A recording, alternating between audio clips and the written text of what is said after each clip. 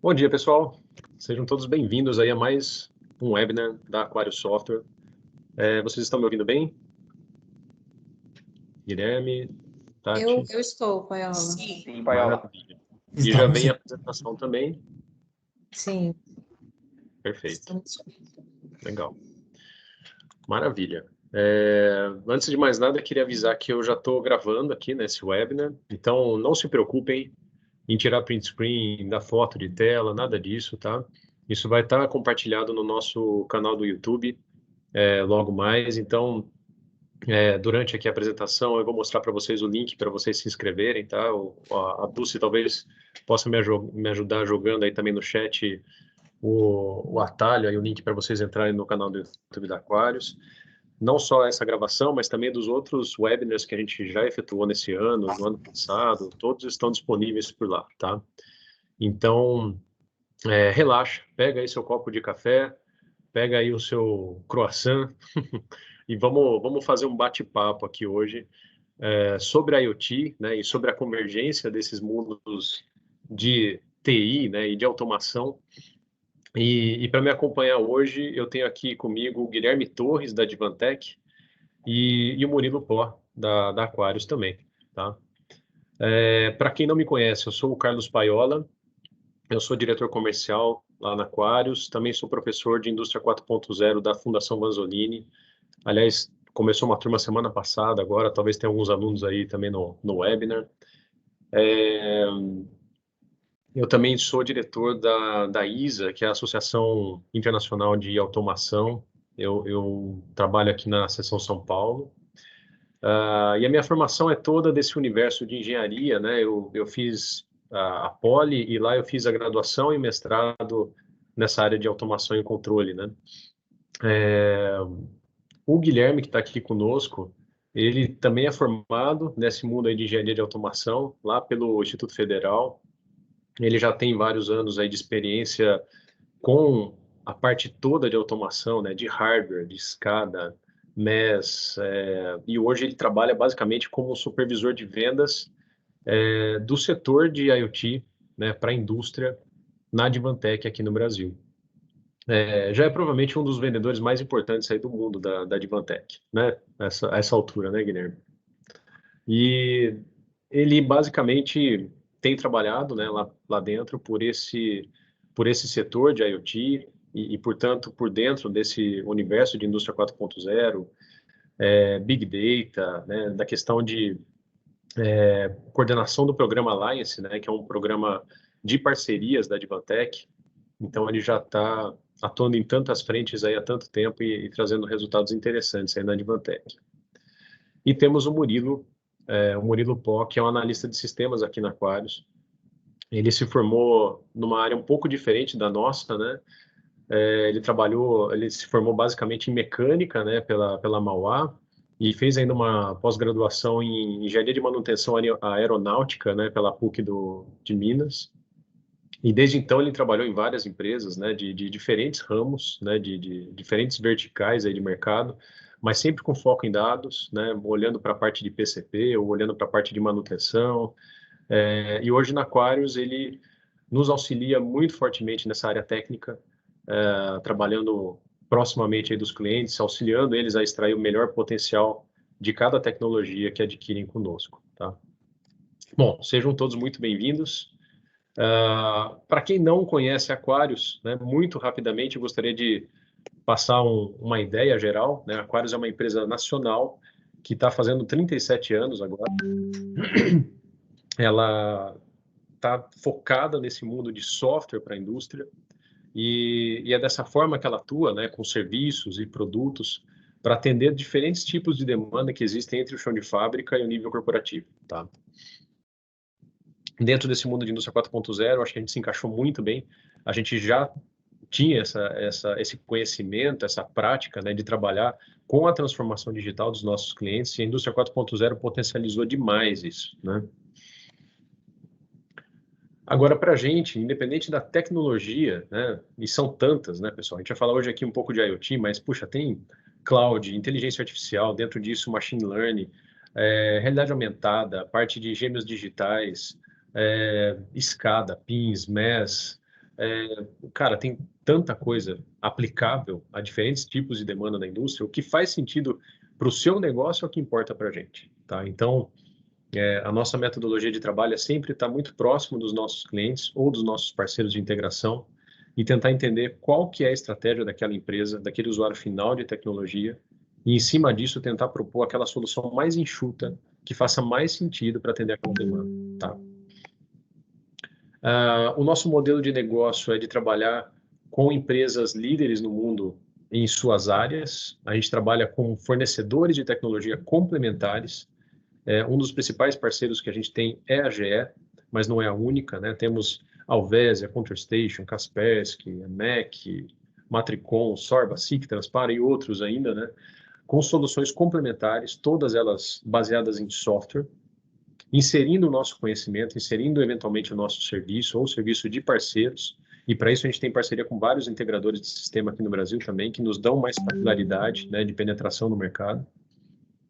E dessa forma a gente consegue atender toda aquela espinha dorsal de comunicação de SCADA, PINs, MES, sistemas para integração com RP, sistemas para parte de cibersegurança, gestão de malhas de controle, gestão de mudança no chão de fábrica, portais de informação, indicadores, analytics, machine learning, drivers de comunicação, sistemas para gestão e racionalização de alarmes e outras coisas tantas, tá?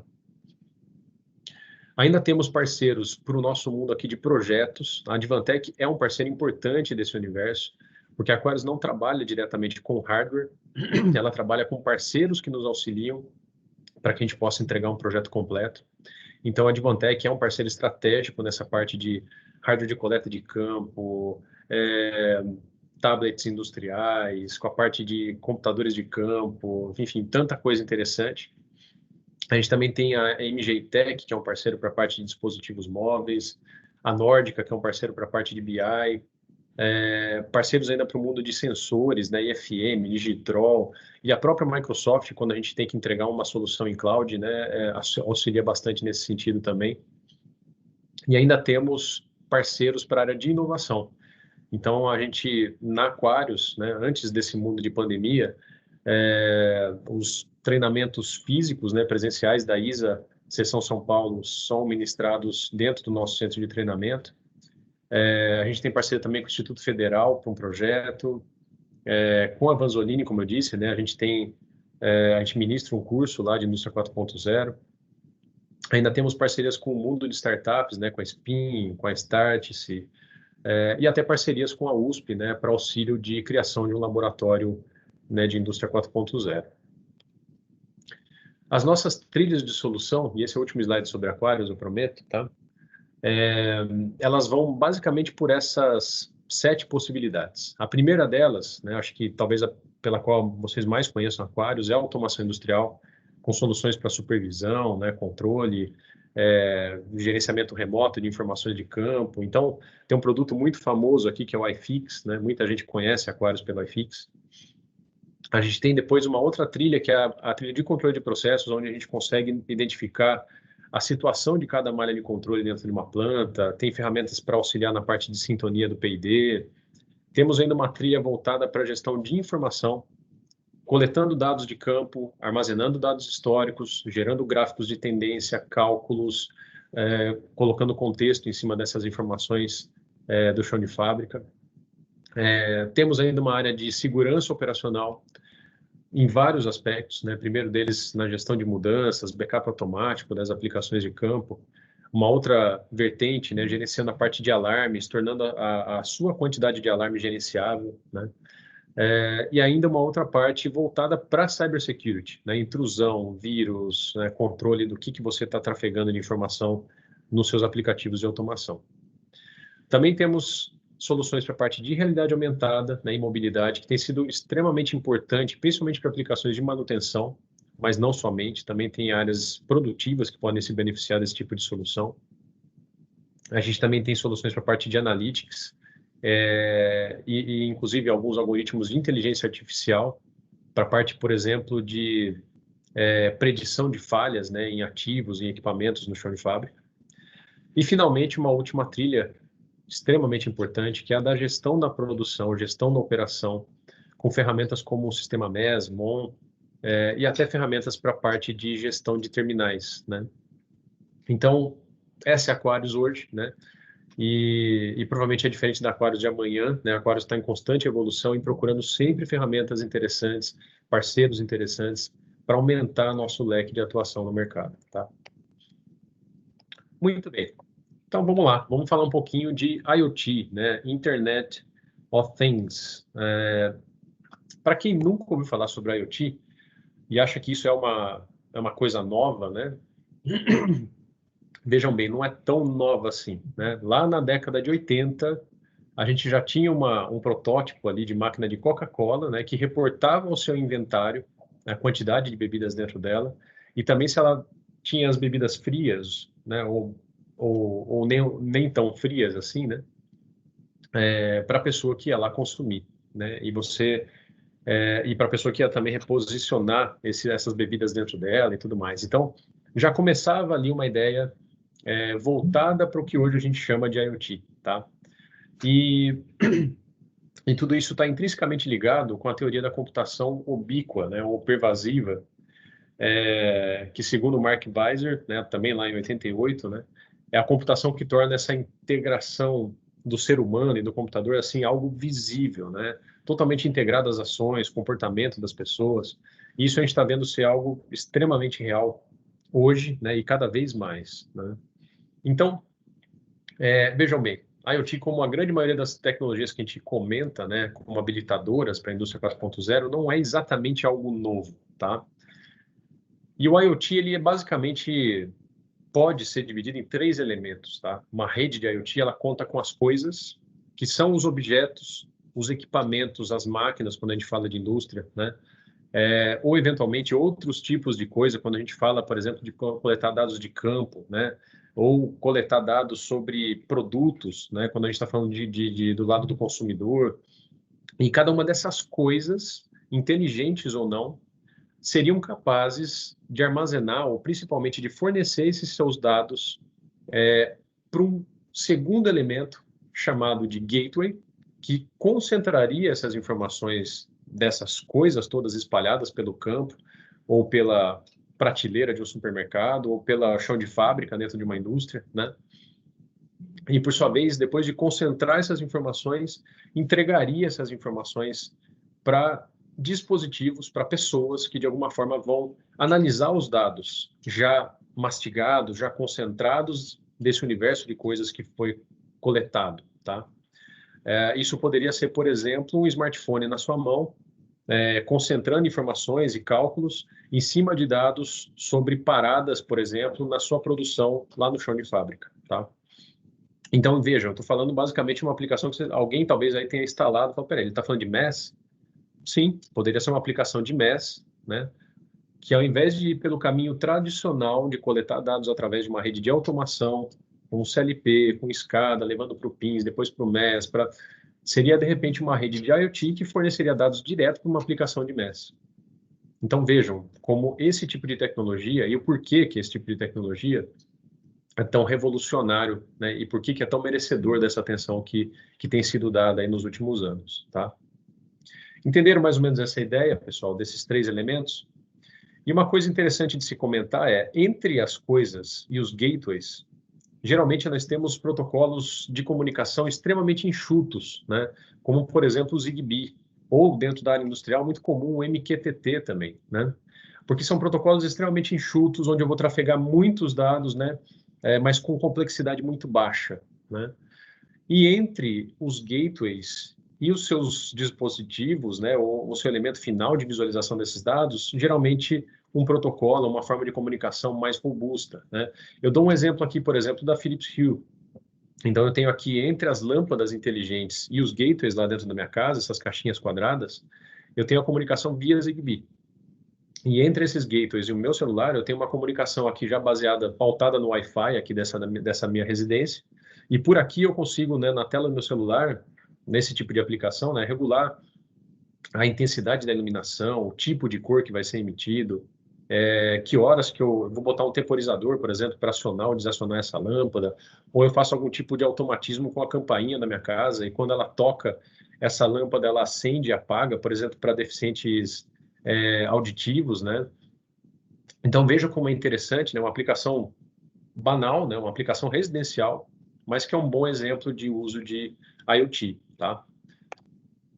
Dentro do mundo industrial, bom, já como eu disse, né, em vez de Zigbee, eu poderia ter um MQTT, ao invés desse Wi-Fi, eu poderia ter uma comunicação, de repente, dentro de uma rede com o OPC UA dentro da empresa, né? Isso eu estou falando já para o mundo mais industrial, né?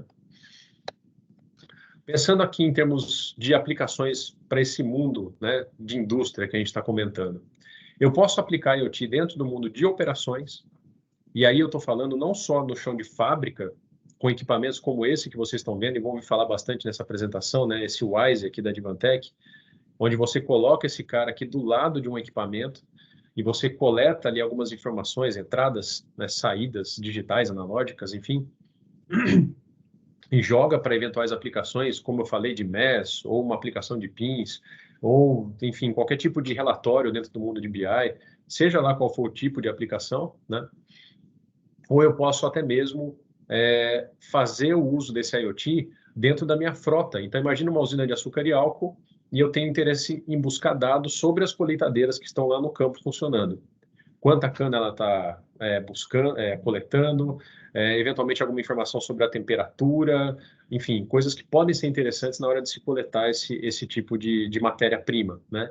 Ou então, lá pensando no uso final, dentro de uma frota de entrega, eu poderia estar coletando informações em tempo real através de uma rede de IoT desses meus caminhões que estariam entregando os meus produtos para os meus clientes ou para as minhas empresas clientes dentro de uma cadeia de suprimentos, né?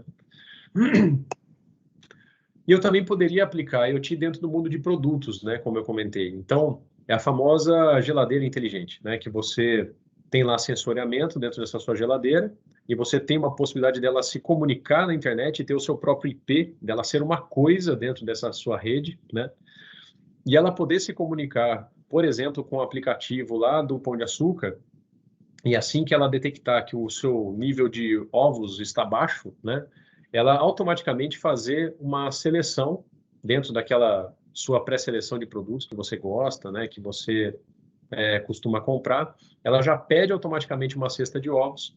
Você chega no fim do dia do trabalho na sua casa, está lá na porta da sua residência uma caixa de ovos novinha para você reabastecer sua geladeira, né?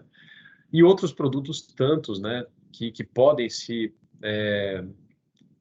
tirar vantagem, você pode tirar vantagem das informações que estão dentro deles através desse tipo de sensoriamento e de inserção dele dentro de um mundo de IoT, tá? Uma turbina de aviação, eu acho que é um exemplo extremamente interessante, né?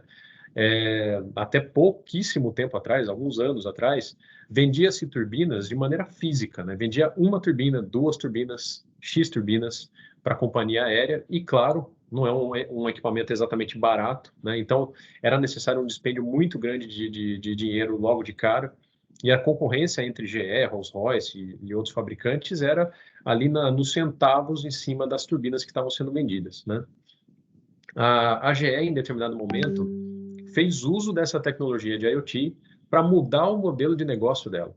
Então, ela resolveu, basicamente, aplicar todos aqueles sensores que já estavam lá dentro da turbina, aplicar, na verdade, tecnologia para buscar esses dados e automaticamente criar uma comunicação com uma rede de IoT para um centro de controle que já permitiria que o cliente verificasse em tempo real a condição dessas turbinas, que já pudesse prever situações de reparo, situações de melhoria dessas turbinas, né? Diminuindo os tempos de reparo, os tempos de parada e vendendo, olha só que interessante, vendendo essa turbina como serviço, vendendo essa turbina por horas de voo e não mais como um objeto. Então vejam como a tecnologia pode mudar o modelo de negócio de cada um de vocês que estão me escutando agora, tá? O número de coisas conectadas já é muito maior do que o número de pessoas. Esse momento aí esse turning point foi lá em 2008, então já temos aí 11, 12 anos, na verdade, desse acontecimento. Hoje a gente já tem uma estimativa entre 30 e 50 bilhões de objetos conectados, enquanto a população mundial cresce de maneira linear, né, e ainda está lá na ordem de 7 bilhões. Então, vejam como isso é importante, o poder das coisas, né? Pensando ainda na sua rede de IoT, né, ela envolve todo um ecossistema, né? Geralmente, há empresas que fornecem a parte de sensores, os dispositivos em si, as empresas que fornecem as redes de comunicação, então o Sigfox, o LoRa, a NB-IoT, etc.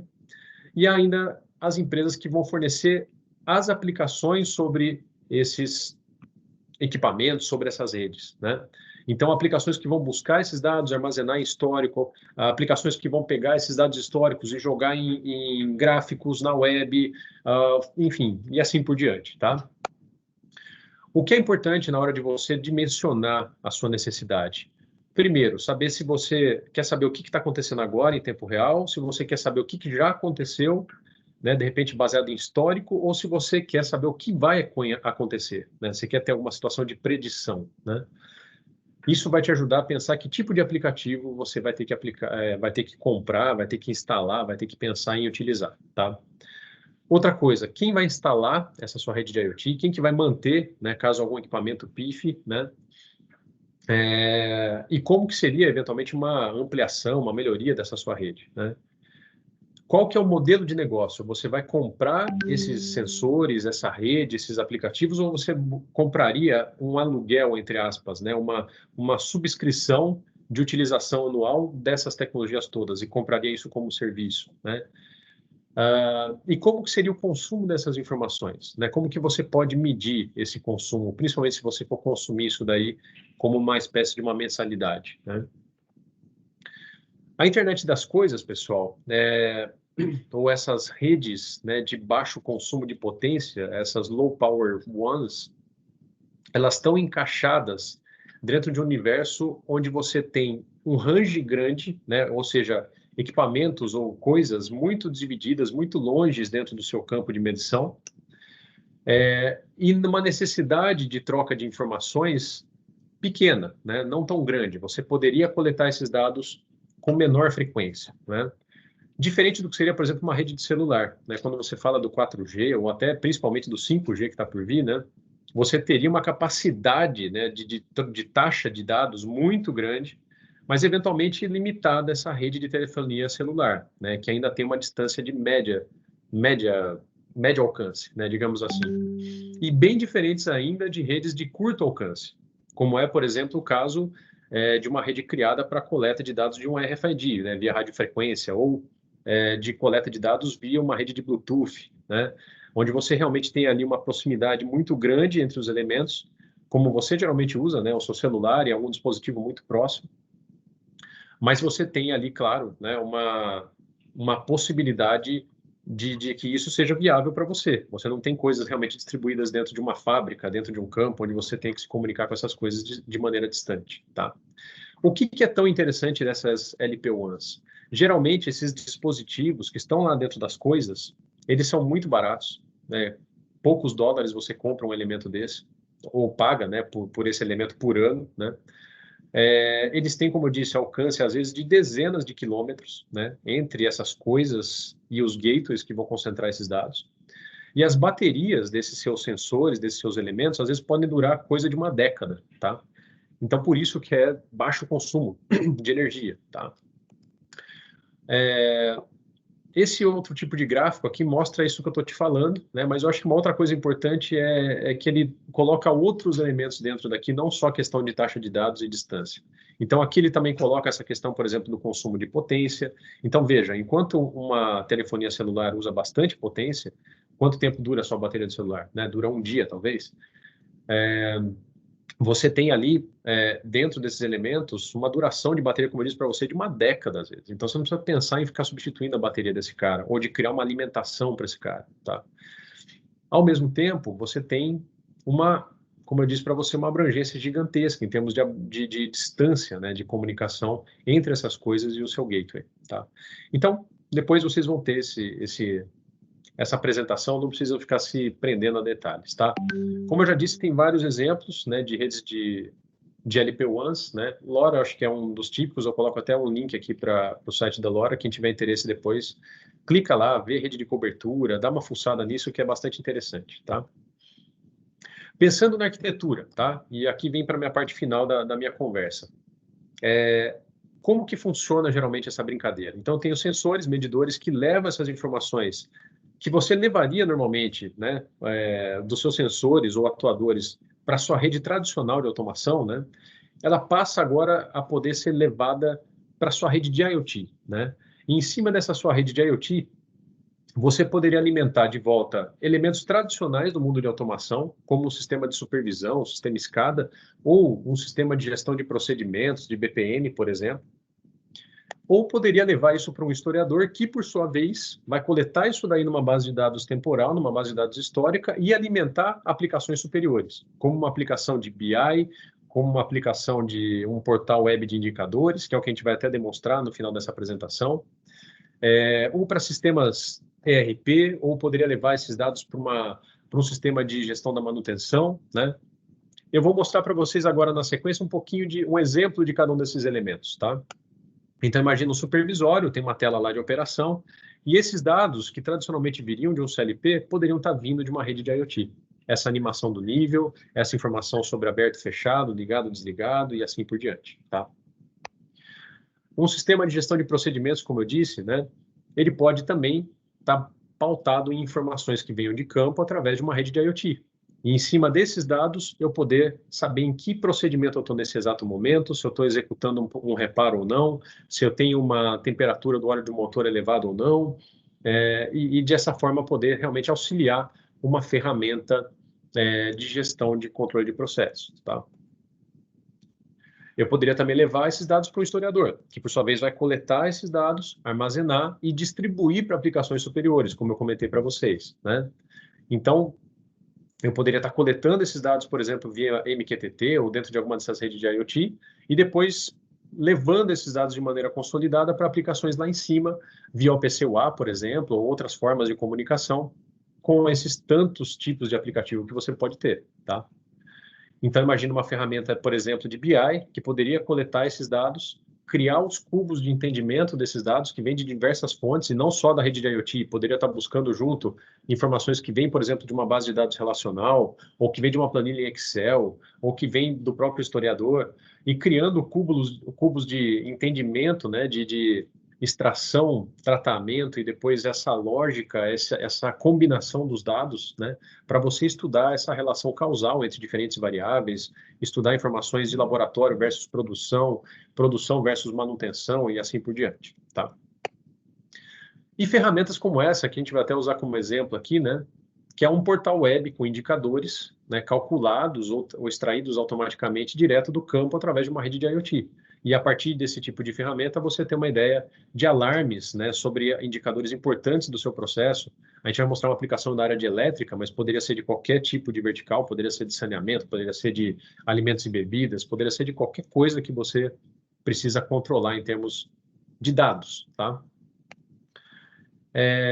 De maneira geral, o que se propõe com uma rede de IoT é você coletar dados em tempo real, armazenando ou não historicamente esses dados, adicionando algum tipo de contexto em cima deles, limites, georreferenciamento, alarmes, cálculos, etc., permitindo depois algum tipo de visualização para aquela pessoa certa, da forma certa, na hora que ela precisa, e entregando a partir disso resultados como uma melhoria de desempenho, uma redução de custo operacional, principalmente, né, alertas para momentos de erros ou de problemas que você tenha dentro do seu campo, né? E em cima disso você consiga, de maneira geral, trazer melhoria para a sua operação, tá? Bom, falei bastante, né, e rápido. Peço desculpa por isso, mas o tempo é curto, né? Até passei do meu tempo, peço desculpa aí meus companheiros. Guilherme, manda ver. Só um detalhe, tá, pessoal? Dúvidas, coloquem, por favor, no chat e ao final desse evento a gente vai tentar respondê-las, tá bom? Perfeito, Paiola. Deixa eu habilitar aqui o controle. Uhum.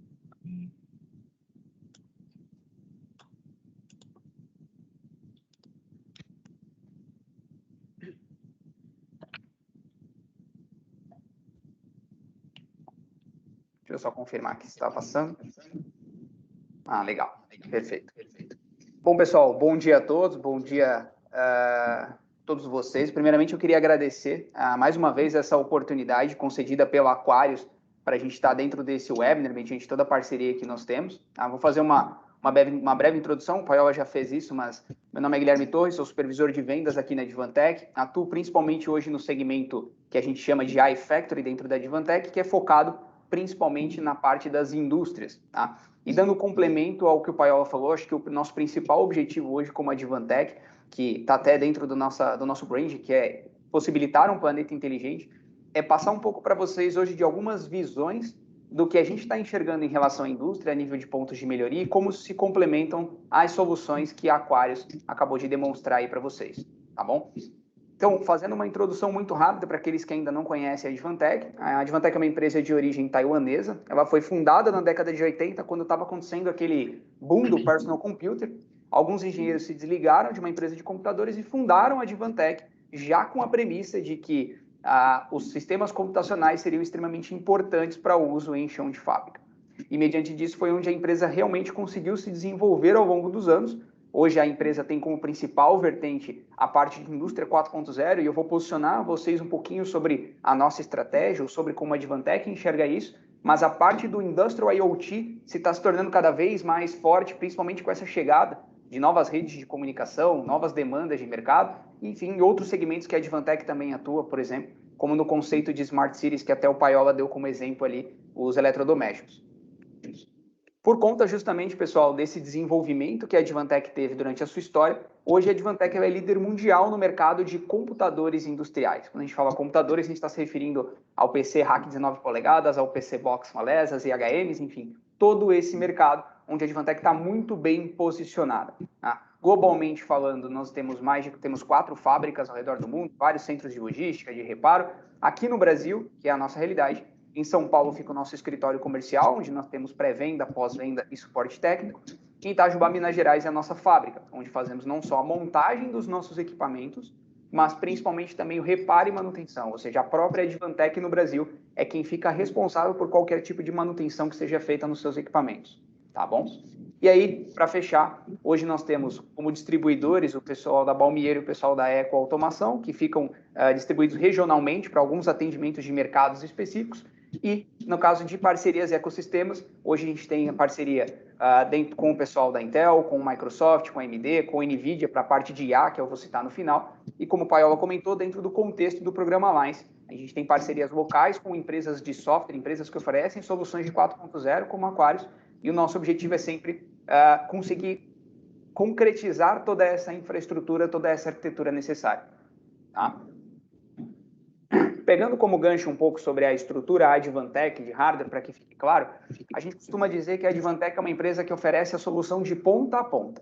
Mas o que eu quero dizer com isso? A Advantech ela oferece dispositivos normalmente pós-elemento primário ou pós-sensor, como a gente conhece, fornecendo o que ela chama ali de iConnectivity and Sensing Devices, que são basicamente dispositivos de coleta de dados, dispositivos para eu conseguir criar uma infraestrutura de rede, seja Wi-Fi, cabeada, enfim, toda uma infra necessária, onde eu passo para um segundo nível, que seria a minha camada Edge, que é uma camada de processamento dessa informação, quando hoje, por exemplo, né, quando a gente está falando de 4.0, uma necessidade cada vez maior das empresas de eu trazer o meu processamento, a minha tecnologia mais próxima ao meu chão de fábrica, de modo que eu consiga não só ler a informação, mas eu consiga processá-la muito mais rapidamente do que eu fazia antes.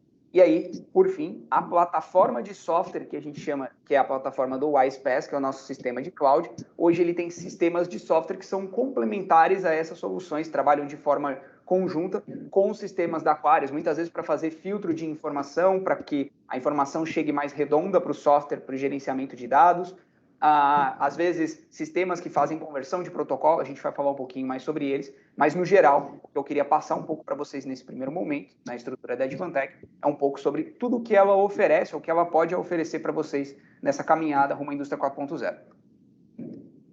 Pois bem, entrando ao que interessa, pessoal, na parte principalmente o conceitual, né? Muitos conhecem o modelo da ACATEC, que é a Academia Alemã de Ciência e de Engenharia da Alemanha. O que a gente está falando aqui principalmente é contextualizar um pouco melhor quais são as etapas desse processo e por que elas são seguidas dessa forma. Tá? Então, quando eu estou falando, por exemplo, do modelo da ACATEC, a gente tem como se fossem bloquinhos ou steps de, digamos, de desenvolvimento que a gente tem na 4.0, tá? Para contextualizar isso, eu vou fazer um paralelo com a vida útil de um motor, para que a gente tenha um exemplo prático da nossa realidade, que muitos de vocês talvez encontrem no dia a dia, no chão de fábrica, acaba sendo um dispositivo, um item comum para as empresas, certo? Então, onde que a indústria no Brasil hoje ela está posicionada? Claro que nem em todos os casos, porque a gente nunca pode generalizar nada, mas quando a gente está falando da grande maioria, elas estão posicionadas nessa parte laranja, que seria o que a gente chama de período de digitalização. Então, aqui o que eu estou fazendo?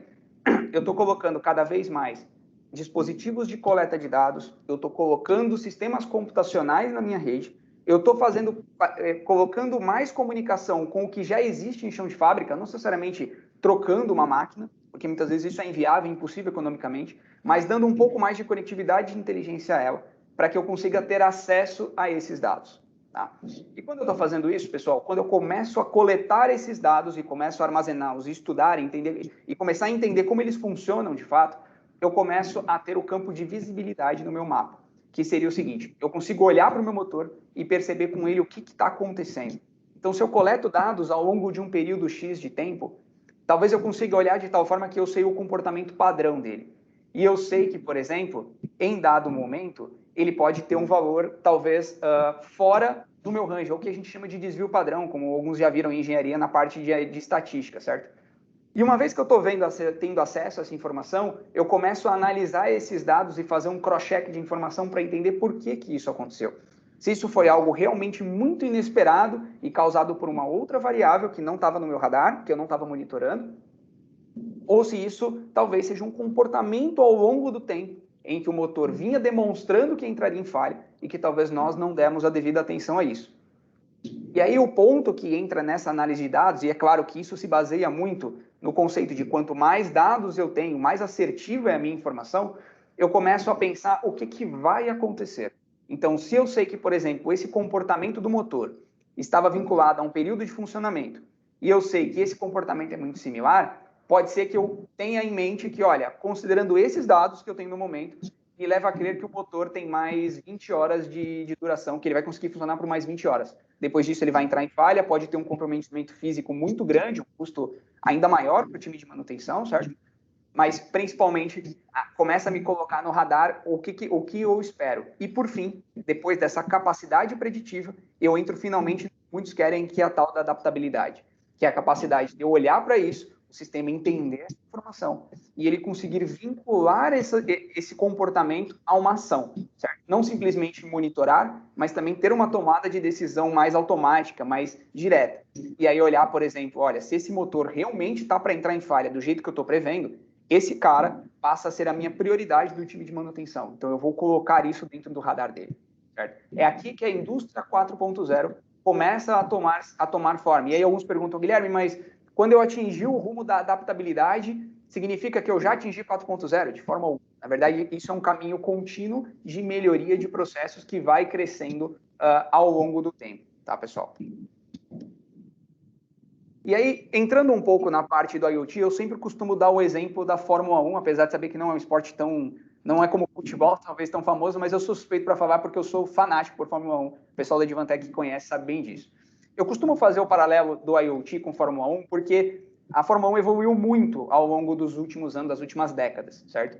Quando a gente está olhando aqui essa imagem, esse videozinho, esse GIF que está sendo colocado aqui na parte esquerda, espero que vocês estejam conseguindo visualizar, mostra o que era um pit stop nas últimas décadas atrás, onde mostrava, por exemplo, como o processo era feito, quando, na verdade, eu não tinha acesso a dados ou essa análise de dados, certo? Então, como vocês estão vendo, não existia muita inteligência nessa informação. O cara simplesmente parava no box, o cara trocava tudo que podia trocar, porque ele não tinha, era meio que no olhômetro mesmo, o cara não tinha como saber exatamente o que era necessário e o que não é, né? E fazendo um paralelo com isso, talvez seja um pouco o que algumas indústrias enxergam hoje, que acontece na realidade delas, que é a tal da manutenção preventiva, que o cara troca, mas não sabe por se tem que realmente trocar aquilo, ou acaba tendo um inventário muito maior do que precisava. Então isso era muito lento, muito moroso. Talvez quem ganhasse a corrida no passado, talvez fosse quem parasse menos, certo?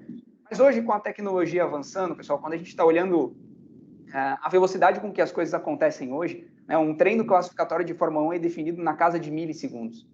Então, quando a gente está olhando dessa forma, por exemplo, que existe esse nível de atenção, por exemplo, né, Para quem não sabe, um carro de Fórmula 1 gera por corrida 400 gigabytes de dados por carro por corrida, certo? Sendo que esse monitoramento acaba sendo constante. O que acontece hoje, né? Claro que existe a tal do feeling do piloto, uma série de coisas, mas hoje são tantos dados que são mensurados, até o coeficiente de arrasto, asa dianteira, asa traseira, desgaste do pneu, desgaste do freio, temperatura, que o cara, na verdade, quando o piloto detecta um problema, na verdade, o pessoal que está lá na central, eles já sabem qual é o problema e já estão tentando achar uma solução para tentar desviar a energia, né? Tentar desviar a energia de um lugar, alocar de outro, economizar pneu, enfim. O que eu quero fazer com isso, o que eu quero fazer de paralelo? Hoje, no mundo que a gente está, no mundo de indústrias e a competitividade de mercado que existe, cada vez mais esse acesso à informação de forma dinâmica se torna cada vez mais e mais importante. E esse acesso a essas informações precisa ser mais rápido do que, às vezes, os sistemas estão hoje, porque o que a gente tem hoje é uma automação diferente, né? A gente precisa, cada vez mais, criar esse acesso a essas informações para conseguir sair da diferença de minutos de volta para a escala de milissegundos. E se eu consigo fazer isso hoje, e essa é sempre a provocação que eu faço nas reuniões, nas palestras que a gente sempre promove, considerando que hoje um carro de Fórmula 1 anda mais de 300 por hora lá, e o cara está fazendo volta após volta em grandes distâncias até consideráveis, e você tem um monitoramento contínuo disso, e eu consigo ter acesso a essa informação, o que me impede de saber o que está acontecendo da máquina industrial que está atrás da minha parede aqui, onde eu estou trabalhando? Acho que essa é a grande pergunta, esse é o grande questionamento. E aí, quando a gente vai para o cenário de chão de fábrica, né, a gente costuma dizer o seguinte: existem dois tipos de automação, acho que o Paiola, inclusive, comentou isso muito bem. Existe a chamada automação horizontal, que é a automação que nós já conhecemos. É o PLC ligado aos elementos finais de controle, a válvula, ao posicionador de válvula, a um elemento, enfim, um elemento controlador de processo, um servo drive, ligado a um sistema SCADA, enfim, uma arquitetura de automação que foca principalmente no controle da máquina, em manter aquilo funcional, mas também seguro, como sistemas de intertravamento, certo? Quando a gente está falando de automação vertical, eu sinto que esse é o grande desafio que existe dentro da indústria no Brasil. É a dificuldade que existe de pegar uma máquina, por exemplo, que já está em uso, já foi comprada há mais de 20 anos, e eu colocar algum tipo de inteligência nela, ou eu conseguir extrair as informações dela de tal forma que eu consiga analisá-las fora da minha estrutura e consiga fazer uma devolutiva disso, ou seja, nessa devolutiva eu consiga ter o que a gente chama de outcome, que seria dar para ela melhorar a eficiência, melhorar parâmetros de qualidade, de manutenção, de eficiência energética, como que a gente vai comentar mais adiante. E normalmente nesses cenários a gente tem, digamos, duas situações que podem acontecer para essa chamada automação vertical acontecer. Existe o caso da esquerda, esse primeiro cenário que vocês estão vendo aqui, que seria o cenário onde, por exemplo, eu não tenho um controlador ou eu tenho uma máquina de controle muito antiga, eu não consigo extrair isso através de um protocolo de comunicação, como que o Paiola mencionou. Então, o que eu tenho que fazer? Eu tenho que usar o IoT ao meu favor para que eu consiga coletar os dados direto dos meus sensores, estruturá-los numa camada de IoT, seja via MQTT, seja via REST, seja via OPC-UA, não importa, mas eu tenho que extrair essa informação de uma forma confiável, segura e talvez muito pouco invasiva na grande maioria dos casos, e fazer com que essa informação chegue lá no meu servidor de dados, chegue no meu Historian, chegue no meu sistema SCADA, no iFix, chegue num cloud, por exemplo, e eu consiga fazer um BI, um acesso das informações disso. E no cenário 2, que é o cenário à direita aqui de vocês, é um outro caso que acontece, por exemplo, onde eu tenho já um parque de máquinas, são máquinas até recentes, não estou falando de máquinas muito antigas, máquinas que inclusive já têm PLCs trabalhando. Mas acontece às vezes, pessoal, de que essas máquinas, elas estão numa situação que a gente chama de que elas estão quase como se fossem ilhas de informação. Eu tenho uma máquina que ela faz aquele controle, mas ela está totalmente isolada da minha rede. E aí o desafio é, eu concentro as informações desses PLCs, desses controladores, estruturo esses dados e faço essa entrega para esses outros sistemas. E aí é que começam as perguntas e é que começa a gente falar um pouco mais sobre as arquiteturas e possibilidades. Quando a gente está falando também na parte do IoT, eu costumo dizer que o IoT ele segue uma regra que a gente chama de regra dos 3 Is, né? Eles têm que ser instrumentados, ou seja, eles têm que ler alguma coisa, eles têm que ser interconectados, e isso entra muito no que o Paiola falou, que envolve principalmente a capacidade que o meu dispositivo tem de se conectar em N plataformas, não ser algo fechado. Isso é muito importante dizer a respeito da Advantech, porque ela não se fecha a um protocolo ou a um software específico. Ela deixa um sistema o mais aberto possível para que você consiga adaptar isso dentro da camada de software que você tem ou que você quer desenvolver na sua planta. E, por fim, o último I seria a parte da inteligência. Ele tem que me agregar alguma informação em relação a isso.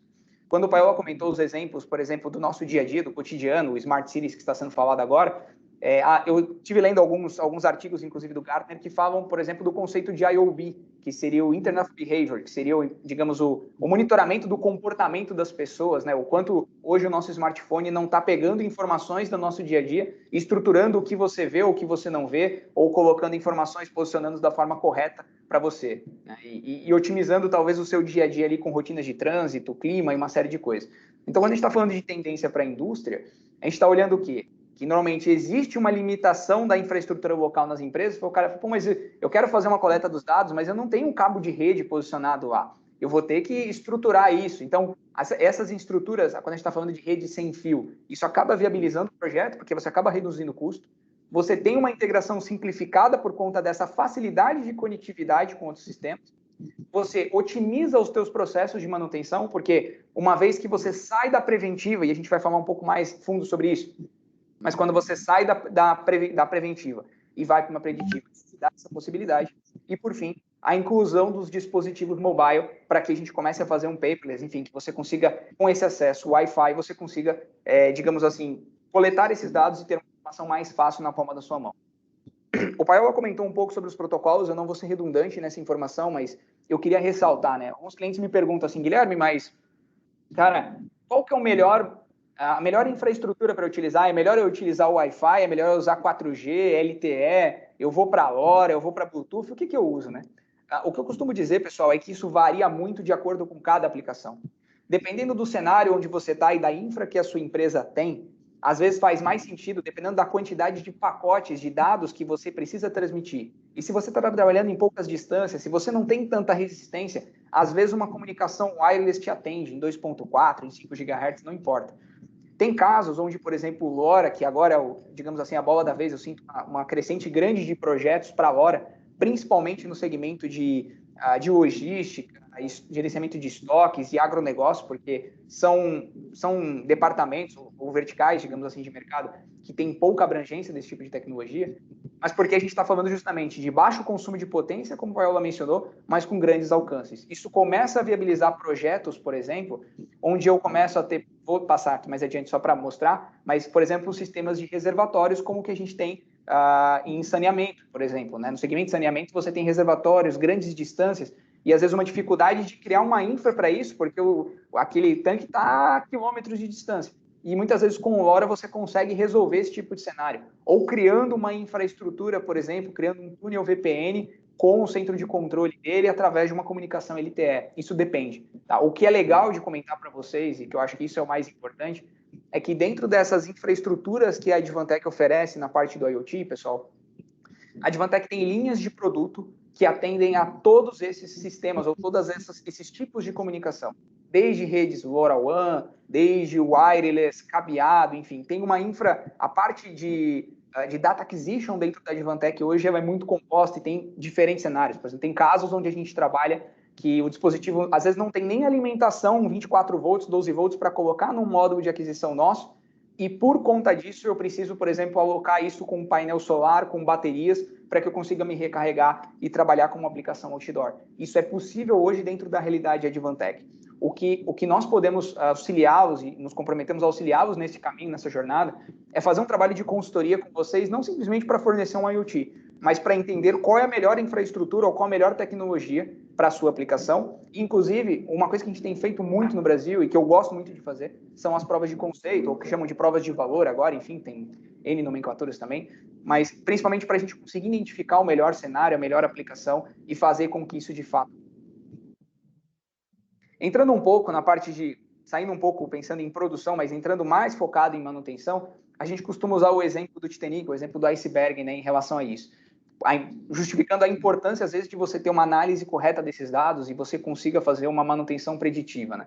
Muitas vezes a gente está olhando só a falha, né? O equipamento teve uma parada não programada, que é o que é não planejada, como chamam nas empresas. Mas nunca não, mas na grande maioria dos casos não se olha principalmente para a causa raiz, né? Claro que a gente não pode generalizar, mas muitas empresas simplesmente têm inventários enormes para troca de peças, que tem um lead time alto, então ela acaba tendo um custo maior de inventário por causa disso, porque ela acaba não sabe quando a máquina vai quebrar, então ela tem que se preparar para o pior cenário, para o worst case dela.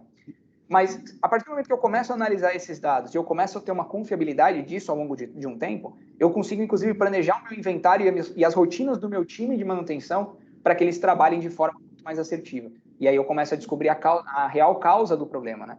Um dos exemplos que a gente usa sempre nas apresentações é o exemplo do Waze. Por que o Waze é um dos exemplos de manutenção preditiva? Porque quando eu saí da minha casa, por exemplo, hoje vim aqui para a Advantech, aqui em São Paulo, eu coloquei no trajeto e ele me deu uma distância, certo? Ele me deu um tempo, calculou as rotas, e ele falou, você vai chegar em 1 hora e 10 minutos, por exemplo. Só que em determinado ponto do caminho aconteceu algum tipo de acidente, e aí ele identificou que uma rota, um desvio na minha rota, podia ser interessante para que eu fosse feito. Então ele te dá um comando, faça isso. Então ele pega aquele acesso àquela informação, toma uma decisão e te sinaliza, olha, seria melhor você ir por esse caminho. E quando a gente está olhando para o lado de IoT, de coleta de dados, a Advantech conta com esse dispositivo, que é esse WISE 2410, e eu faço muita questão de apresentá-lo sempre em todos esses workshops que a gente faz, porque eu acho que vai ser um produto disruptivo para a indústria, eu acho que vai agregar na grande maioria de cenários. Que é um dispositivo IoT do tamanho de um cartão de visita, por exemplo, que você vai alocar, você vai fixá-lo diretamente numa bomba, num motor, num compressor, e sem cabo nenhum, você não tem cabeamento, tudo funciona pelo conceito da bateria interna dentro dele. Quando você fixa lá, ele começa a te dar os dados de vibração e de temperatura do teu dispositivo. E uma vez com esses dados, ele faz o que o Paiola mencionou até naquele estudo, onde você aloca isso ou concentra esses dados num gateway, que pode ser um gateway Advantech ou não, mas é o exemplo que a gente deixa aqui é do WISE 6610, e esse gateway consegue armazenar ou consegue comunicar diretamente ou simultaneamente com 500 nós, com 500 dispositivos, comunicando em ranges, às vezes, de 3, 4, 5, 6 quilômetros de distância. Então, pensando numa indústria, pensando numa empresa que tem hoje cenários, por exemplo, onde tem uma gama grande de motores, a grande pergunta que fica é a capacidade que eu tenho de coletar esses dados, começo a analisar os dados dos meus equipamentos e começo a jogar, alimentar essa informação e, por fim, fazer o que o Paiola mencionou, fazer um BI, fazer uma análise estruturada dessas informações para que eu tenha uma tomada de decisão assertiva ao processo. E quando a gente fala, por exemplo, de IoT aplicado à manutenção, um dos outros exemplos que eu gosto de usar também é a parte de eficiência energética, né? Por quê? Para quem não sabe, hoje, 20% de todos os motores que existem na indústria, isso foi alguns estudos feitos por alguns conselhos, até no próprio Brasil, apontam que 20% dos motores têm mais de 25 anos digamos assim, de atividade dentro de fábrica. E esses motores normalmente passam, logicamente, por reparos, por manutenções, e eles vão fazendo aquilo de forma certamente periódica, e ele vai mantendo a vida ativa dele. Mas isso gera o quê? Né? Conforme o equipamento vai ficando mais velho, ele começa a ficar menos eficiente. Não só pelo tempo de vida útil, mas porque a tecnologia também evolui em relação a isso. Então, existem tecnologias hoje, ou equipamentos mecânicos, que têm um consumo muito melhor desse ativo, digamos assim. E quando a gente fala, por exemplo, de Brasil, hoje, são aproximadamente um pouco mais de 570 mil indústrias que existem no Brasil. E dessas indústrias, hoje, de todo o consumo energético que existe no Brasil, 41% está voltado para a indústria. Então, isso significa o quê? O que a gente enxerga disso? Um potencial gigantesco de melhoria contínua desse tipo de recurso dentro da indústria. Ou seja, a partir do momento que eu estou olhando manutenção e eu começo a olhar, por exemplo, quanto a minha máquina está consumindo com um IoT, com um medidor de energia como esse que vocês estão vendo aqui na parte direita da tela, eu começo a mensurar também o comportamento dele ao longo do tempo e posso usar esses dados não só para manutenção, mas também para a produção. Isso aqui vai permitir que eu olhe por um outro ponto de vista, quando eu estou olhando produtividade, por exemplo, que é olhar não somente quanto eu produzi, mas principalmente como eu produzi. Porque talvez o que me aponta um determinado OE, dependendo do tipo de produto na minha linha, se eu tenho um valor agregado baixo dentro do meu produto, digamos que esse tipo de variação, se eu digo que, por exemplo, o OE daquele lote, por exemplo, foi de, sei lá, 70%, e o outro seguinte foi de 75%, ou que foi o mesmo, inclusive, mas eu começo a olhar o consumo de energia e eu vejo que eles foram diferentes, isso pode me levar, sim, a crer que, na verdade, eu não tive a mesma, entre aspas, lucratividade digamos assim, dessa ordem de produção como eu teria ao longo do meu processo, certo? Então, isso a gente começa a olhar por outros olhos, outro campo de vista. Isso nos testes, nas provas de conceito que a gente tem feito aqui no Brasil, tem demonstrado um resultado assim impressionante. Tá? Impressionante quando eu digo cálculo de ROI em torno de talvez ali, tem casos onde a gente chega a ter o ROI disso em 2, 3 meses. Então o investimento acaba sendo muito baixo pelo retorno que isso traz, principalmente para maquinário mais antigo. E aí, pegando como gancho, fechando só essa ponta do que foi comentado, pessoal, toda essa parte de aquisição de dados, a Advantech hoje tem todo um portfólio montado para isso, como eu mencionei para vocês, desde redes internet, sistemas computacionais para sensorizar mais próximo à máquina, sistemas com arquitetura sem cabo, quando a gente está falando de arquiteturas wireless, com Wi-Fi, LoRa, NBA IoT, enfim, isso tudo hoje está dentro do portfólio. Eu não vou me alongar tanto, porque o horário até já foi, mas eu queria deixar isso claro para vocês e deixar essa porta aberta depois, se for o caso, para a gente conversar mais especificamente sobre isso. Pegando como gancho para fechar a parte da apresentação, né, comentando ainda um pouco sobre quando a gente viu os pilares da 1.0, falando um pouco sobre, principalmente, onde eu quero chegar com a tal da adaptabilidade. Fala-se muito hoje, a gente tem visto uma crescente muito grande na indústria por projetos voltados à inteligência artificial. E eu, particularmente falando, eu era um pouco desacreditado disso até começar a ver na prática a coisa acontecendo e ver o real ganho que isso trazia, sabe? E até recomendo para vocês, eu deixo aqui a referência, esse livro, AI Superpowers, é um livro extremamente interessante que demonstra essa questão, como algumas tecnologias não são tão recentes assim, tem coisa muito antiga que já vinha sendo trabalhado, e que talvez agora o IA seja o grande momento disso entrar para o mercado, porque a gente está finalmente, através do IoT, conseguindo uma coisa que a gente não conseguia antes, pessoal, que era ter acesso à informação e conseguir estruturar esses dados de alguma forma. E aí, com isso, uma vez que eu tenho essa estruturação, por exemplo, colocando isso num sistema, por exemplo, como o iFix, um historiador, eu consigo, através de plataformas como a gente tem com a NVIDIA, por exemplo, criar um sistema de monitoramento por câmeras, e eu já vi muitas fotografias que o pessoal fala que a câmera é o novo sensor da indústria 4.0, pelos ganhos e objetivos que ela vai acabar trazendo ao longo do tempo, que vão me permitir saber, por exemplo, não só a leitura de dígitos, como ele está mostrando aqui, mas reconhecimento de comportamento do operador, tempo de resposta dele, questões de segurança, como o uso de EPI, do cara tá passando na faixa de segurança ali da empresa no chão de fábrica, enfim, ter esse tipo de monitoramento para possibilitar a indústria, principalmente uma melhoria para o operador, claro, mas dar eficiência para a empresa como um todo. Tá. E aí agora, pessoal, eu queria passar o gancho, pegar essa bola para o Murilo, como a gente comentou, principalmente dessa parte de eficiência energética, eu acredito que o Murilo gostaria de demonstrar para vocês um pouquinho, em cima do Visual KPI, como ficaria esse monitoramento, como ele seria estruturado, ou qual seria a forma viável disso. Tá? A ideia que a gente usou seria coletar o dado por um dispositivo igual esse aqui que eu estou mostrando aqui na minha mão, não sei se vocês conseguem ver, mas que seria um módulozinho IoT da Advantech, de pequeno porte, onde a gente coleta, extrai esses dados e estrutura essa informação. Murilo, com você, meu caro. Obrigado, Guilherme. Aqui a sua tela está cinza, tá? Eu não sei se você quer mostrar alguma coisa.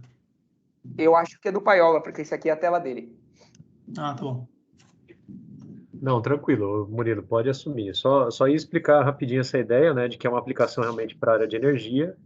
Como o Guilherme mostrou, né, a gente estaria coletando dados de uma rede de WISEs, né, como esses equipamentos que o Guilherme mostrou para vocês aí na câmera, né, no tamanho de um celular, e que estão lá fixados direto, né, na cara dos dispositivos, dos equipamentos de campo, e esses caras levando informações via, por exemplo, API REST ou algum outro tipo de recurso para o historiador, para o GE História, né, o próprio História nosso, que coleta esses dados históricos, né, armazena esses caras numa base de tempo, e a partir disso permite entregar aplicações como essa que o Murilo vai demonstrar para vocês da Transpara, né, do Visual KPI, que é um portal web baseado em HTML5 e que pode, portanto, se adaptar a qualquer tipo de interface, né? O Murilo talvez mostre para vocês mais de uma aí, mas poderia estar desde de um telão, por exemplo, numa sala de controle, até na palma da mão aí na tela do celular. Vai lá, Murilo. Bom, pessoal, bom dia. Dando continuidade aqui o que o Guilherme e o Paiola já apresentaram sobre as soluções, sobre como você tem essa arquitetura de dados e como você consegue dimensionar isso e levar para um indicador de performance. E fazendo uma breve apresentação minha no caso, eu como analista aqui da Aquarius, eu trabalho exclusivamente com MES, e a minha função também é saber interpretar esses dados e colocar eles de alguma forma em que um indicador de performance consigo ajudar alguns dos clientes nossos. Então, trabalho com algumas aplicações da GE e também com o Visual KPI, que ele tem principalmente essa função, saber se conectar com amplas sistemas possíveis, como SCADA, seja o próprio historiador da GE ou da OSIsoft, ou banco de dados SQL, ou Excel, ou seja, muitas conexões possíveis dentro de uma solução pequena que consiga trazer uma forma operacional e versátil para todos os nossos clientes, tá bom? Então, eu vou compartilhar minha tela aqui, que a ideia de tudo que o Paiola já apresentou, eu só vou finalizar em como consigo pegar esse dado da operação que já tem ali em algum historiador ou em algum banco de dados, consigo levar para esse Visual KPI de uma forma simples e levar isso para o indicador que a gente consegue ter informações facilitadas para que a gente tenha uma boa tomada de decisão, tá bom? Então, a ideia é, eu vou começar de um papel em branco, um dashboard zerado, vou criar de uma forma simples alguns KPIs e depois, no final, a gente vai ver uma solução técnica bem abrangente, bem completa, que é o próprio demo que a Transpara disponibiliza, tá? E a partir disso, no final, eu vou mostrar que nós temos a versão desktop, que pode colocar num painel, pode colocar numa televisão, o que for, e também na versão mobile. Tanto que essa versão mobile pode auxiliar o pessoal da automação, o pessoal de chão de fábrica, que precisa de alguma informação, e no mobile eles já conseguem ver onde eles precisam alterar, precisam tomar algum tipo de decisão, tá bom? Eu vou compartilhar minha tela aqui, que eu vou mostrar todo esse caminho que eu contei para vocês, tá bom? Então, beleza, pessoal. Essa, no caso, é a faixa do Visual KPI. Esse é o dashboard que é apresentado, tá bom? Então, partindo dessa tela em branco, tá? A ideia aqui o Visual KPI proporciona é que ele seja um indicador que não é necessário um estudo técnico, uma análise de dados muito aprofundada para que seja, por exemplo, criado um dashboard real-time. Então, a gente tem empresas hoje que estudam Spark, tenham pessoas com uma qualidade técnica muito grande para que seja criado dashboards real-time. E o Visual KPI não tem esse princípio, ele é simples de ser feito. Tanto que a gente faz treinamentos curtos e os próprios nossos clientes atuam com muita facilidade. Então, a facilidade da aplicação é que torna o Visual KPI de um grande valor para os nossos clientes, tá bom? Então, no caso, para que eu coloque indicadores naquela versão web, eles apresentam aqui um Excel que eu consiga modelar. Então, cada coluna que está apresentado aqui seria basicamente uma informação de um design de uma aplicação que eu quero colocar na versão web, tá? Eu já deixei meio engatilhado aqui para que a gente não tome tanto tempo, tá? Então, por exemplo, o que eu vou criar vão ser subpastas em que eu consiga colocar KPIs, indicadores em qualquer dessas pastas chamadas de group name. Por exemplo, eu tenho, por exemplo, uma empresa que tem 4 plantas no estado de São Paulo, então eu posso fazer análises de KPIs dessas 4 plantas através do group name. Eu posso ter planta 1, planta 2, planta 3 e assim sucessivamente, tá bom? Então eu criei esse group name webinar, tá? Em que eu vou criar essa primeira subpastas somente com cada coluna preenchida, tá? E esse xizinho que determina o que eu quero selecionar, tá? Eu dou um save.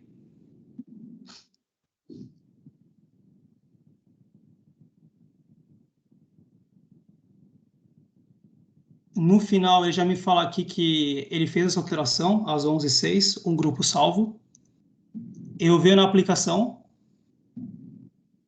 eu vou no grupo.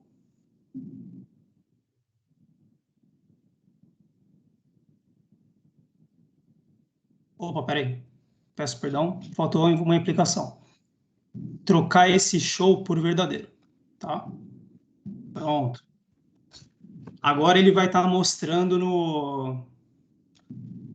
na versão web.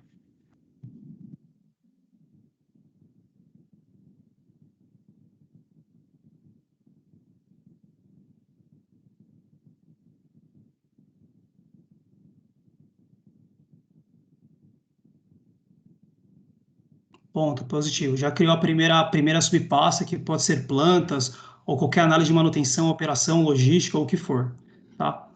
A segunda visão é eu criar KPIs, tá? Eu já deixei apontado alguns para serem criados.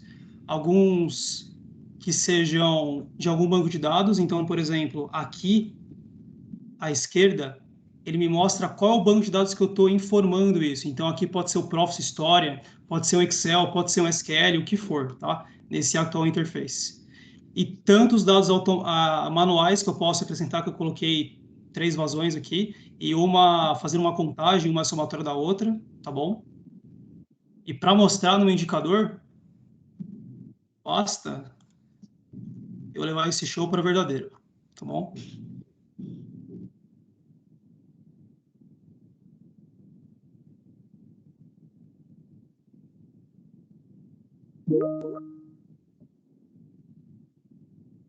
Salvo as informações. Vou dar o F5 na tela mais uma vez.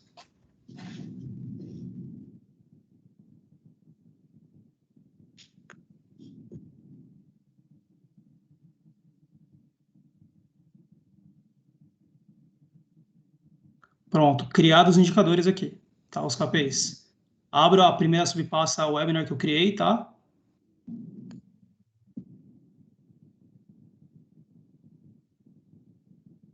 E aqui mostra os KPIs que eu quis inserir nesse dashboard que eu vou colocar nesse grupo dashboard aqui. Então, o que aqui traz de informação que o Visual KPI mostra? Ele mostra qual tipo de visão que eu quero ter, que é uma análise semanal desses dados.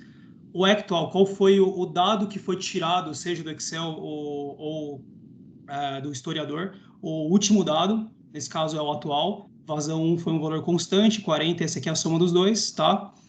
Um OE, um valor que ele pode, a partir desse banco de dados, ele se altera conforme o tempo, ele é um dado real, ele está sempre se alterando, tá? E esse bullet charge, que é o contexto que o Paiola comentou, essa ideia que o Visual KPI gosta de trazer sobre contexto. Esse contexto, basicamente, é de uma variável que é desejada para você, que você entenda que ela é necessária, você cria um range pré-estabelecido. Por exemplo, a vazão num duto tem que ser de tantos, de 30 a 40 metros cúbicos por segundo, de 30 a 40.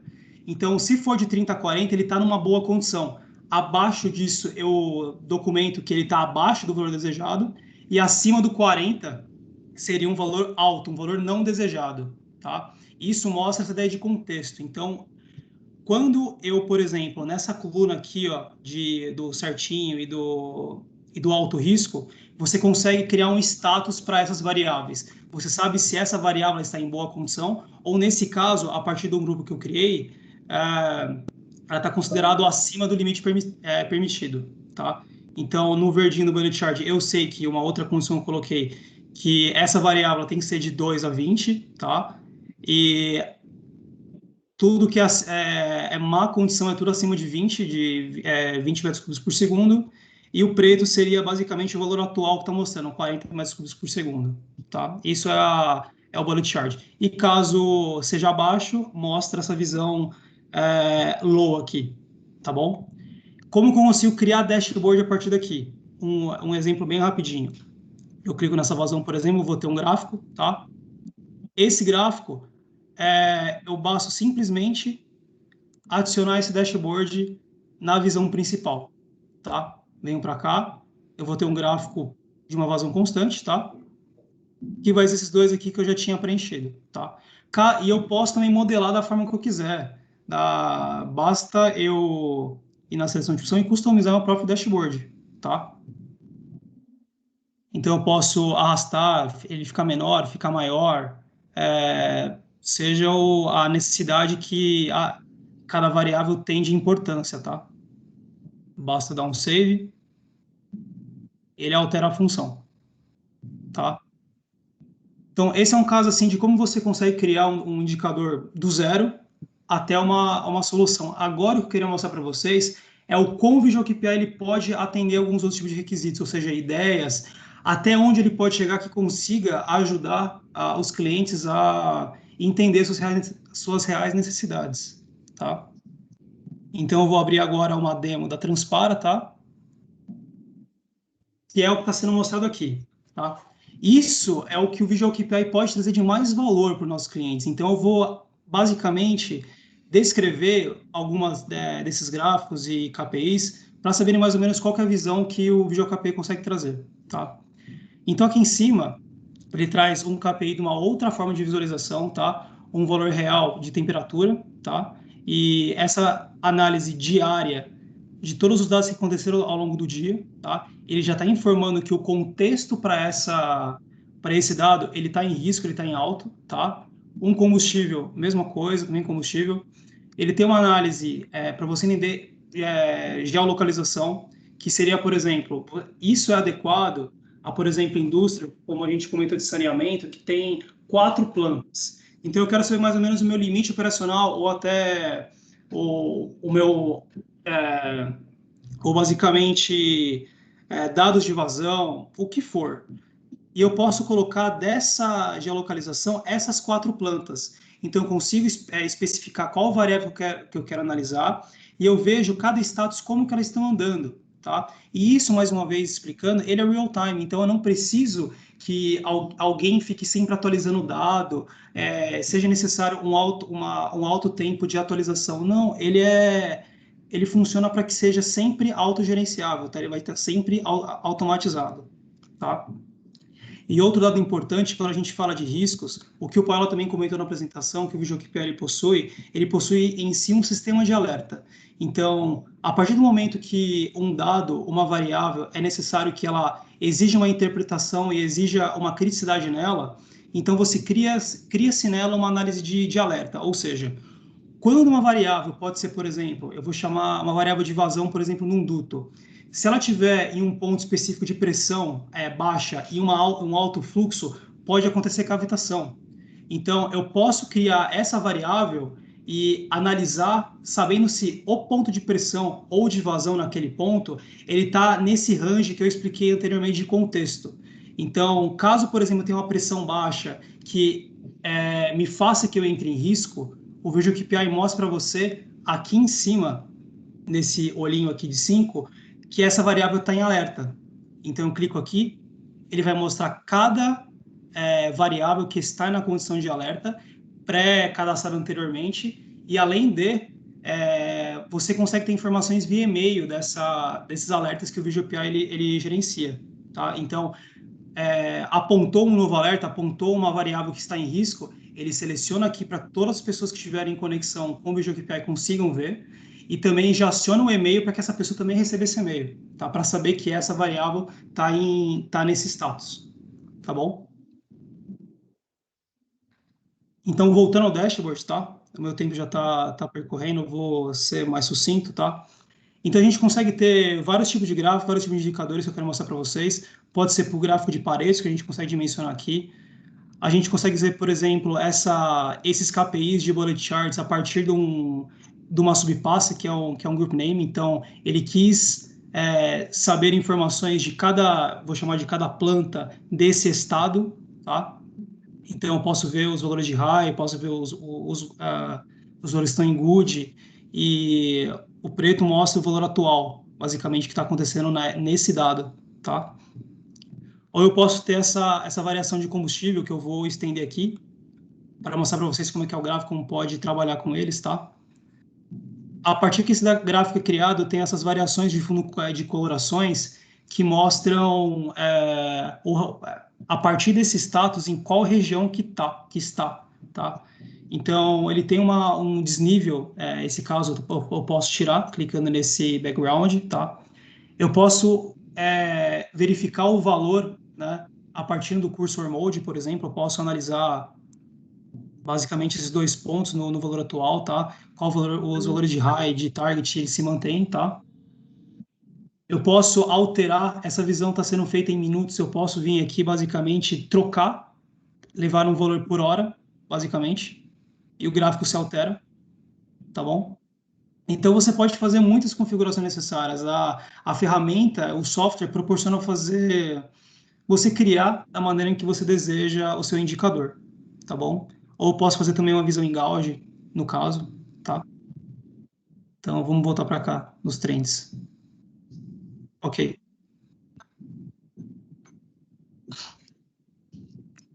Então, eu posso ter gráficos de XY, de interpolações e linha de tendência, posso ter outra geolocalização aqui. Essa é uma outra visão de VisualKPI que eu posso ver somente os KPIs que cada subpasta e cada group name contém, eu posso ver basicamente o contexto em que cada variável está no momento. Então, eu já consigo ver que essa parte da unit de biomassa, eu tenho KPIs em high, em KPIs em situação um pouco críticas, né? Eu tenho valores em low, tenho valores em good, tá?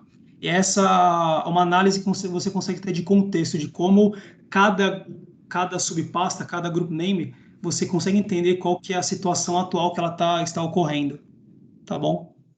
Então, passando pelas pastas que eu expliquei, né, para você cadastrar seus KPIs, tá? Então, por exemplo, aqui ele divide por regiões. Eu vou pegar a região NE, por exemplo, Elston, uma outra. Bom, e aqui já está praticamente os KPIs que eu quero que estão cadastrados nessa tag. Então, o que eu consigo mexer aqui, basicamente? Eu consigo mudar minha visão, tá? Uma visão por lista, o bullet chart, eu posso ver o meu histórico, basicamente ele vai mostrar a coloração a partir do status, tá? Nessa visão. Eu posso ver pelo mapa, que é a mesma visão que eu acabei de mostrar no dashboard, tá? Essa visão por mapa de cada variável, tá? E no final, é muito importante, ele gerencia, ele cria indicadores de alertas, tá? Então, quando eu faço, por exemplo, esse resumo, esse sumário, o que ele mostra aqui?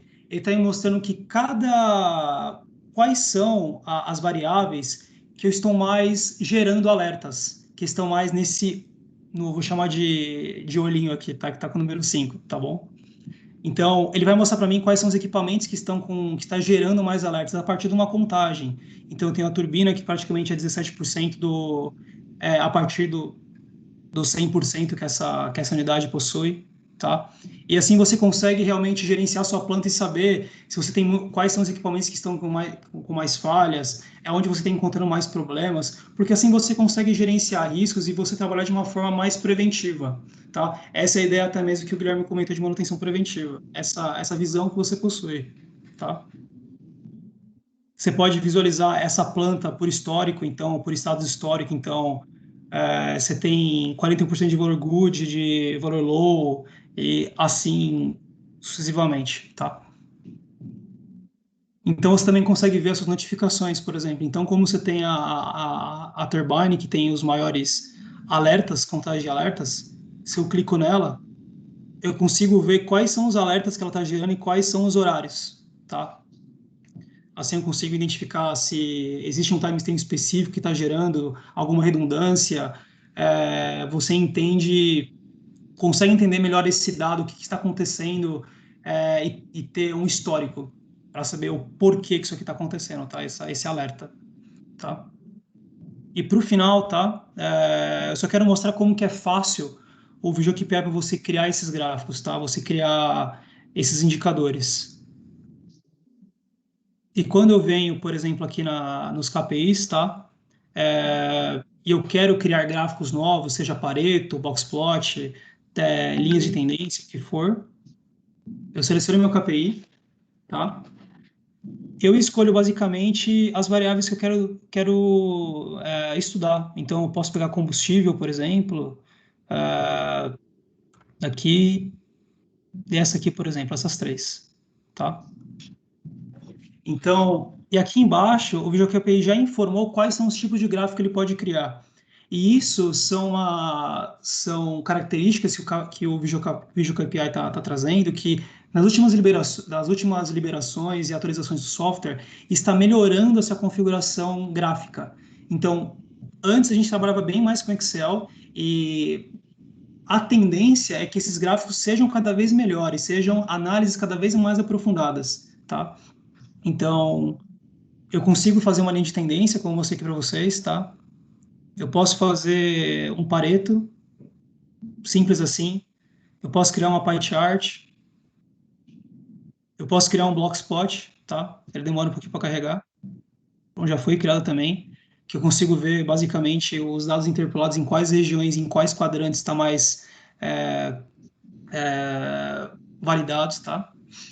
E eu posso criar uma tabela também, basicamente.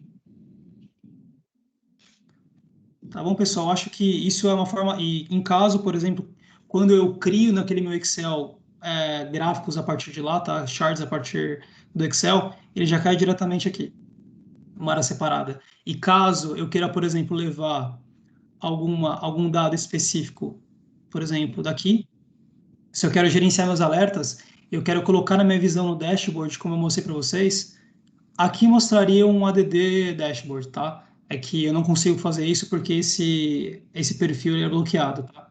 Mas daria simplesmente você, simplesmente clicando aqui, ele mostrar nessa versão final, tá bom? Então, pessoal, basicamente, essa demonstração que eu preparei para vocês, tá? O que eu preparei para o final, como eu disse no começo da apresentação, é que eu tenho essa visão em desktop que a gente pode trabalhar, tá? Assim como o Paiola comentou, você pode ter um monitor extenso para você conseguir visualizar tudo isso, ou a gente pode ter a versão mobile, tá? Eu deixei por final para a gente possa fazer essa conexão mobile para a gente ver que ela fica num bom design, tá? Então, tem tempo para isso, Paiola? Posso prosseguir? Sim, eu acho que pode sim, Murilo. Rapidinho, mostra aí a questão do mobile. Tá bom. Mas enquanto isso, eu mandei também no chat, tá, pessoal, o link dessa demonstração. Se vocês quiserem também abrir no celular de vocês ou no computador, é demo.transpara.com, tá? Beleza.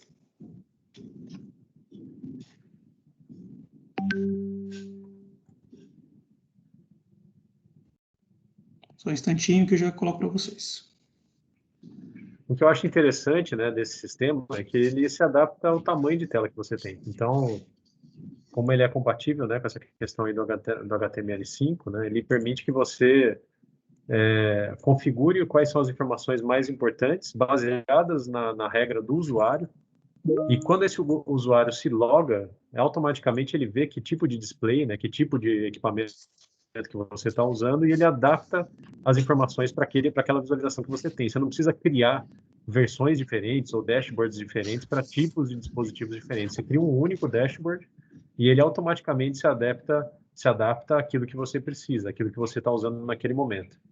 Você vê, essa aplicação que o Murilo acabou de abrir é a mesma que ele estava aberto no desktop. Só que você vê que ele já pôs em primeiro lugar aquelas informações dos indicadores que são mais importantes e jogou para baixo a informação de georreferenciamento com os KPIs daquela região. Então, ele foi só reagrupando e reendereçando o posicionamento na tela para criar esse dashboard, para adaptar esse dashboard para o celular. Né? Muito bom. Bom, é isso aí. Basicamente é isso, pessoal. Eu vou remover aqui no Legal. caso. Bom, e aí, por fim, pessoal, queria só voltar aqui a projetar minha tela, só para falar sobre a agenda que a gente vai ter na sequência, tá?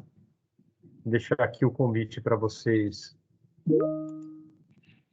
E a gente já vai para as perguntas, que a gente já está um pouco atrasado ainda. A gente vai ter, basicamente, mais 4 webinars, tá? O próximo na semana que vem é sobre cybersecurity. Depois a gente vai ter um outro sobre analytics, um sobre manutenção e um último sobre a parte de cloud, tá? Então, para quem não se inscreveu, está em tempo ainda de se inscrever. É no mesmo link que vocês usaram para se inscrever para esse webinar, tá? Para quem também tiver interesse, a Aquarius, ela inaugurou, né, recentemente um podcast sobre Indústria 4.0. Já temos 4 episódios lá no ar e a gente vai alimentar semanalmente eles, tá? São nossos convidados também para acessar o nosso podcast, tá? Sejam muito bem-vindos aí para quem gostar de consumir nesse tipo de formato. E como próximos passos, claro, né, convidar vocês para conversar com a Aquarius, conversar com a Advantech, sobre qualquer tipo de assunto relacionado a IoT ou a outras tecnologias que vocês tenham interesse, para a gente tentar entender qual que é o problema, a estratégia de vocês, pensar em como moldar da melhor forma a solução, e para a gente vai ser um prazer aí receber o chamado de vocês na sequência, tá? Vamos lá para as perguntas. Basicamente, pessoal, as perguntas que vieram, deixa eu abrir aqui.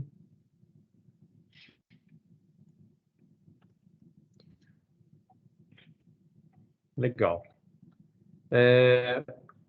A Dilene, ou Odilene, desculpa, li num artigo da Cisco que dispositivos IoT não tinham a mesma atualização de firmware e que teria que ter cuidado maior para assegurar cybersecurity por conta disso. Como isso é tratado para assegurar a cybersecurity numa rede de IoT? Guilherme? Vamos lá.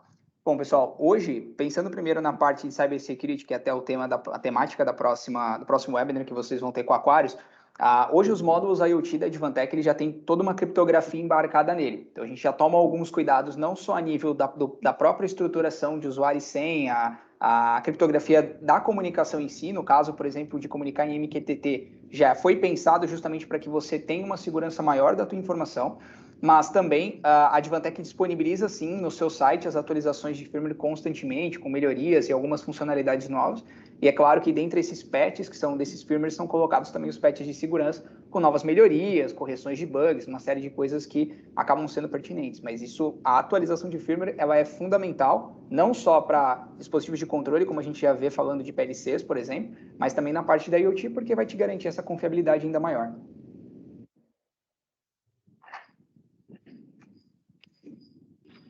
Legal. A próxima não é bem uma pergunta, na verdade é uma afirmação que o Flávio fez. As empresas possuem estoques porque não conseguem prever quando que a falha vai ocorrer. E a perda é superior ao valor gasto para manter o sobressalente disponível em estoque. Elas trabalham com causa raiz, mas de maneira reativa. Analisam e estudam após a ocorrência da falha. O IoT servirá, combinado com outras tecnologias, como machine learning, por exemplo, a possibilitar prever falhas antecipadas e aí sim conseguir reduzir perdas de produção e redução de estoques. Foi legal que o Flávio deu aí um testemunho, né, comprovando o que a gente está conversando aqui nesse webinar, né? Não sei se alguém discorda, mas eu acho que faz todo sentido realmente o que ele disse, tá? Perfeita a colocação. O André, aí ele fez uma pergunta. Soluções para ambientes insalubres com muito pó e galpão, vocês têm alguma solução Wi-Fi? Sim, nós temos. Existe um portfólio, uma linha específica desse módulo IoT que eu mostrei até aqui, ó, tá aqui na minha mão. Existem várias versões dele, tá? E dentre as versões, existem algumas delas que têm uma classificação para área agressiva muito maior. Então, por exemplo, alguns deles não só são preparados para temperatura e vibração muito maior, mas até a estrutura do dispositivo para aplicação no outdoor, para aguentar chuva, sol, e até os conectores deles são conectores específicos, que é aquele padrão M12, onde eu coloco trava e faço rosqueio e coloco uma trava final, justamente para que não tenha impacto de conectividade ali, de cobertura de sinal por conta de vibração nem nada do tipo. Mas isso está dentro do nosso radar, tem vários clientes nossos que utilizam essas soluções, então áreas bem agressivas, como por exemplo o segmento siderúrgico, a gente tem equipamento desse instalado junto à Gerdau, tem equipamento desse instalado junto aos Minas, próximos de áreas como a Cearia e Alto Forno, que são bem críticas, acabam sendo bem complicadas aí para um dispositivo, mas a gente consegue hoje disponibilizar um hardware à altura. Legal. O Reinaldo fez uma pergunta sobre a questão de satélite. Como se enquadram as aplicações via satélite? Eu tenho visto muitas aplicações na área de eletricidade e como estão as aplicações com terminais satelitais de telemetria aplicadas às indústrias? Você tem visto alguma aplicação desse tipo? Tem. Isso tem crescido bastante, sabe, Paiola? Porque a gente, inclusive, está em contato com várias empresas para estruturar essas parcerias do que a gente chama que são os MVNOs, que é uma sigla para Mobile Virtual Network Operator. Então, imagina que, por exemplo, você vai acabar tendo uma comunicação dedicada com o teu sistema, né? De certa forma, eu não tenho visto isso tanto para a indústria, sendo bem honesto. Eu tenho visto isso muito mais para o segmento de agro, né, que é algo que a gente vem atuando e vem crescendo cada vez mais dentro da Advantech. Mas quando você vai para essa comunicação via satélite, você tem algumas vantagens. Você acaba tendo uma cobertura, a cobertura de sinal é o principal ponto que o pessoal coloca como premissa para que o cara, na verdade, vai ter uma cobertura muito maior do que se ele usasse, por exemplo, a infraestrutura no Brasil, que nessas áreas acaba sendo meio falha, né? Quando a gente pensa em telefonia, por exemplo, tem áreas onde eu tenho muita sombra de sinal, então o satélite ajuda nesse sentido. Você tem uma confiabilidade muito maior de disponibilidade de sinal, quando você está fazendo essa comunicação via satélite. A longevidade também é muito maior, porque você está falando de um satélite, o ciclo de vida dele é enorme, então manutenção disso é algo muito esporádico, muito remoto, que é feito, de certa forma, né, alguma troca de equipamento, digamos assim, quando eles fazem, na verdade, substituição de algo um pelo outro.